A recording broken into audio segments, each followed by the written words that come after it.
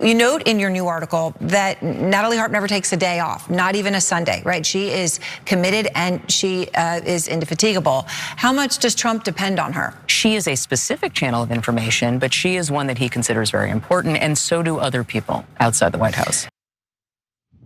All right, the Natalie Harp story has taken a dangerous turn. Before, I didn't care. They have feelings for each other, whatever, man, it's not my business. And a lot of you might disagree with that, that's okay. But now no one can disagree. It turns out foreign nations are using her to get information to Trump, but wait till you find out how dangerous that is. Anna has the whole story.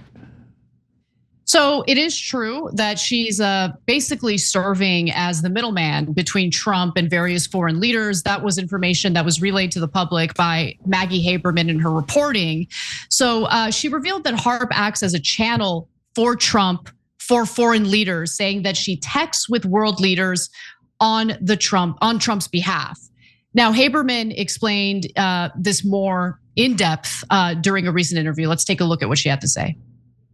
She serves a specific purpose. In a White House, in a government, there are other channels, official channels of information. You know, she doesn't provide him with his national security briefing, the presidential daily brief. She is not the White House staff secretary, which is supposed to be the last step for paper flow. She's not the press secretary from whom certain media requests are supposed to come. She is a channel by which, as you said, foreign leaders try to reach him if they can't some other way.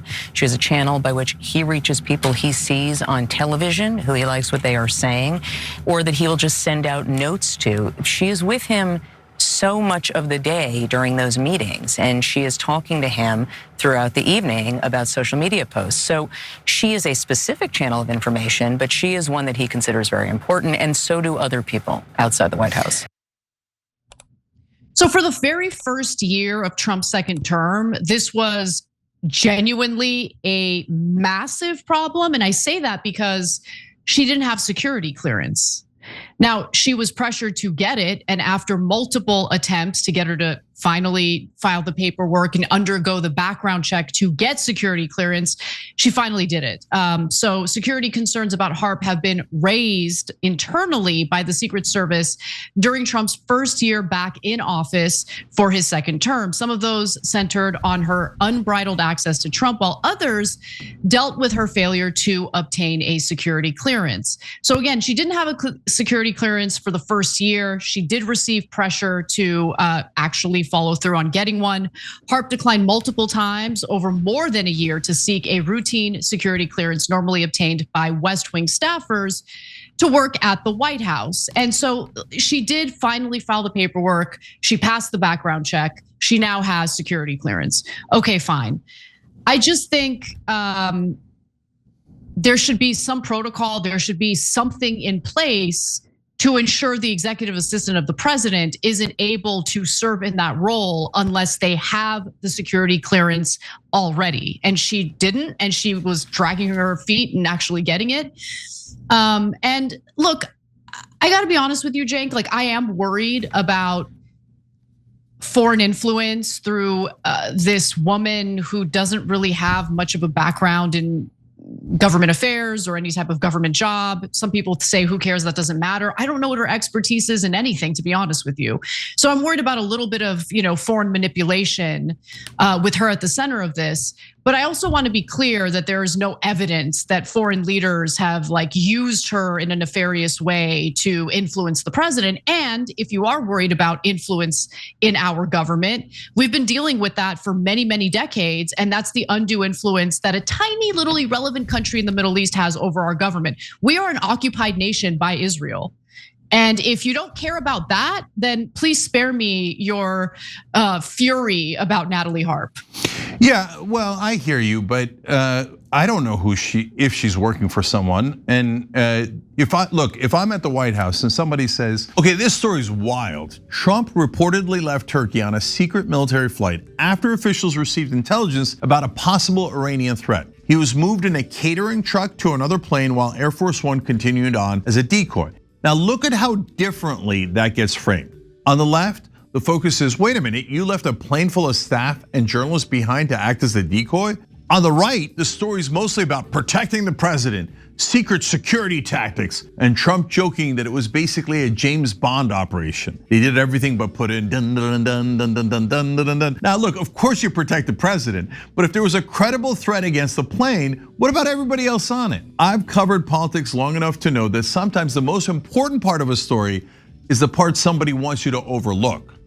I want to be able to see that for myself. That's why I use ground news. It puts reporting from across the political spectrum in one place, so you can instantly compare the framing, see the bias distribution, check the factuality ratings, and see who owns the outlets behind the coverage. Their blind spot feed also shows you stories one side is barely covering at all, because sometimes what gets ignored is just as revealing as what gets emphasized. Go to ground.news/TYT or scan the QR code to get 40% off the Vantage plan, the same plan we use. I absolutely recommend checking it out, ground.news/TYT. I don't want to take a national security clearance. I don't want to go through that process. You escort them out of the building immediately. That's not a question. For number one, if you don't go through that process, you shouldn't be in the building in the first place, so you have to be removed from the building. But number two, what do you mean you don't want to take it? And then you ask her again and she doesn't want to take it again and she doesn't want to take it again. Why? Why don't you want to take it? And then we find out foreign governments are using you to get messages to the president and bypassing everyone else. No, that's super weird, okay? So I have no idea which foreign governments, and Maggie Haberman, by the way, why don't you tell us which foreign governments? Like that's a big deal, that's not a small thing. And if it's like if it's Russia or China, that's super relevant, we should know. If it's Israel or Turkey or Saudi Arabia, also super relevant, we should know. But apparently Maggie Haberman knows, but is hiding it? That's weird. And Erin Burnett and no one else has asked her. I'm asking her, Maggie, which governments? Super relevant. Okay, Anna, you're right. Like the Israelis don't necessarily need Natalie Harp, and they have the rest of the building. Marco Rubio, Pete Hegseth, Radcliffe, it goes on and on. They're all Israel first, right? Stephen Miller. And so they can get a message to Trump in 1,000 ways. They influence Trump in 1,000 ways. And again, Maggie Haberman is like, I don't see it. What? Larry Ellison gave $5 million to Marco Rubio and wrote a note to the Israeli ambassador saying that he's been approved for Israel. What? I don't know that. I'm not a journalist. What? They give to 94% of Congress. They gave over $300 million to Donald Trump. Netanyahu comes and gives him orders, and then Trump does exactly as Netanyahu orders him. What? I'm not a journalist. I can't see that, right? I get that, but also Anna, our media is such unbelievable liars that they pretend like, oh, no other governments or our government would do a blackmail operation or a honeypot operation. We have never heard of that. That is a conspiracy theory. No government does that. All the governments are always angels and lovely. They always tell the truth, right? But we know, yeah, it's literally the number one thing intelligence agencies do is a honeypot operation. Now that puts a different spin on Natalie Harp and Donald Trump's relationship. It's one thing Trump falls in love with a young blonde girl, whatever, and she is attracted to his power. That's none of my business. I don't care about that at all, right? But if it turns out that it's a honeypot operation, which by the way, Donald Trump is enormously susceptible to, then I care about it a lot. Which countries, Maggie?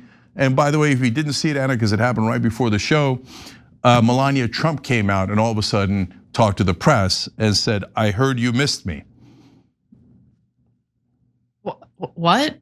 Because I don't get it. Because she's coming out and going, remember, I'm still married to Donald Trump, okay? So, are you? Yeah, well, yeah, again, are you? But anytime that her role is challenged, God knows what things she's involved in, right? So I don't know if that affects Melania? her. Yeah, and if that affects her revenue, right? Her flow of income to her.